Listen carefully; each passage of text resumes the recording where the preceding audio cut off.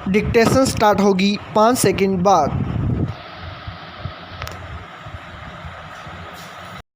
Yes, एक सुबह मैं तैयार हो रहा था, तभी मेरे मित्र ने पूछा, क्या तुम सच में अपने सिद्धांतों को महत्व देते हो? क्षण भर के लिए मैं रुका और विचार करने लगा कि मेरे वास्तविक सिद्धांत क्या हैं?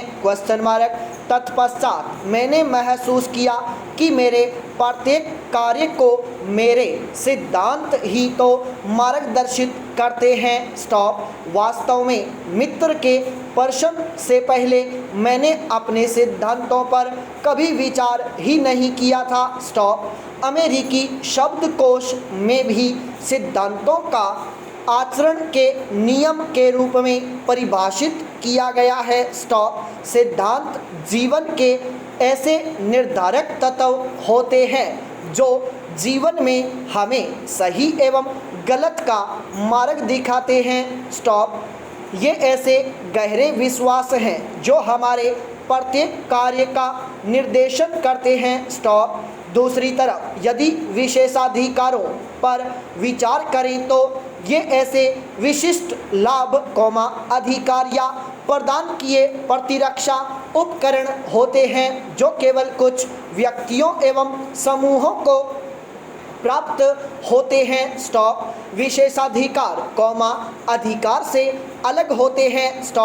जैसे शिक्षा प्रत्येक मानव का एक मौलिक अधिकार है, जबकि कार पर लाल बत्ती लगाकर चलना कुछ लोगों का विशेषाधिकार होता है। विशेषाधिकार अपनी मूल प्रकृति में ही असमानता पर आधारित होते हैं। इस संदर्भ में पंडित नेहरू का कथन है कि असफलता केवल तभी आती है जब हम अपने आदर्श, उद्देश्य और सिद्धांतों को भूल जाते हैं। यह बात छद्म लोकतांत्रिक समाज या वर्तमान से कुछ शताब्दी पहले के समाजों में व्याप्त विशेषाधिकारों के संदर्भ में स्पष्टतः देखी जा सकती है। दुनिया में स्वतंत्रता, समानता, न्याय तथा बंधुत्व की स्थापना के लिए हुई अमेरिकी क्रांति, फ्रांसीसी क्रांति, रूसी क्रांति या भारत का स्वतंत्रता आंदोलन इन विशेषाधिकारों की प्रतिक्रिया में ही फलीभूत हुए हैं। पूरी दुनिया पर शासन करने वाली ब्रिटिश सत्ता स्वयं को लोकतांत्रिक मूल्यों का वाहक कहती थी, किंतु वास्तव में उसने अपने लोकतांत्रिक सिद्धांतों के ऊपर अपने विशेषाधिकारों को प्रभावी बनाया, जिसका परिणाम यह हुआ कि न अस्त होने वाली ब्रिटिश सत्ता का सूर्य अस्त हो गया। उपर्युक्त उदाहरण के संदर्भ में मूल प्रश्न यह उठता है कि सिद्धांतों पर विशेषाधिकारों को महत्व देने पर कोई समाज क्यों सिद्धांतों और विशेषाधिकारों, दोनों से हाथ धो बैठता है? इस संदर्भ में जयशंकर प्रसाद कृत कामायनी की ये पंक्तियाँ सार्थक उत्तर देती हुई प्रतीत होती हैं। अर्थात ज्ञान एवं कर्म में एक रूपता या सुसंगति न होने पर जीवन में विषमता का जन्म होता है और ऐसा विषमतापूर्ण जीवन मंथर मृत्यु को ही प्राप्त होता है।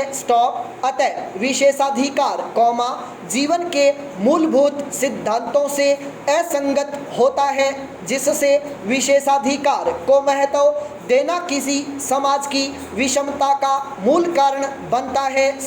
विशेषाधिकार का आग्रह करने वाला समाज लोकतांत्रिक मूल्यों, समानता, स्वतंत्रता, न्याय, समन्वय, समरसता, सहिष्णुता से दूर हटता जाता है, जिसका परिणाम गरीबी, भ्रष्टाचार, संघर्ष, पर्यावरणीय संकट, असफलता और अंततः विघटन के रूप में सामने आता है।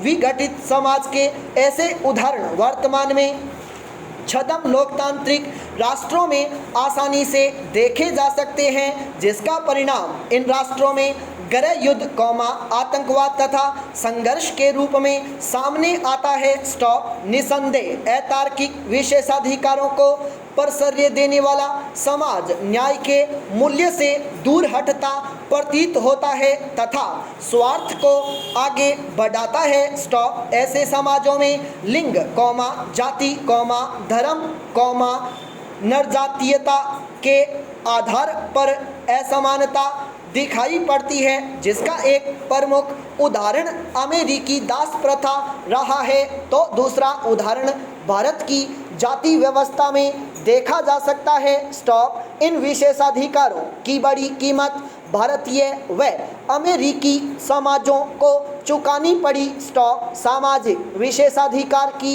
इस समस्या ने जहां अमेरिका को गृह युद्ध की दलदल में ढकेला, तो भारत को आज भी जातीय हिंसा एवं धार्मिक हिंसा का सामना करना पड़ता है। स्टॉप। पैरा।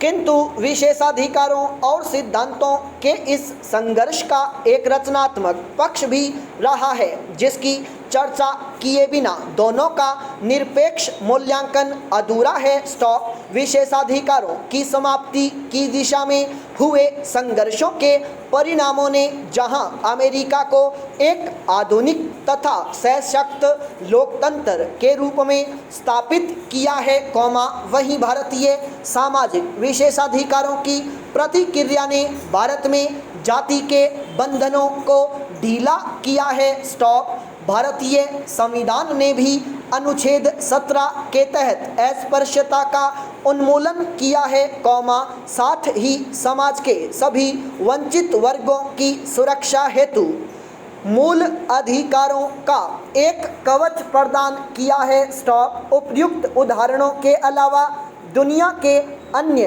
राष्ट्रों में भी विशेषाधिकार की प्रतिक्रिया के परिणाम स्वरूप लोकतांत्रिक सुधार की प्रक्रिया को गति मिली है, जिसका एक उदाहरण सऊदी अरब जैसी राजतंत्रात्मक व्यवस्था में भी महिलाओं को अल्प मात्रा में ही सही किंतु कुछ अधिकार प्रदान किए जा रहे हैं। स्टॉप।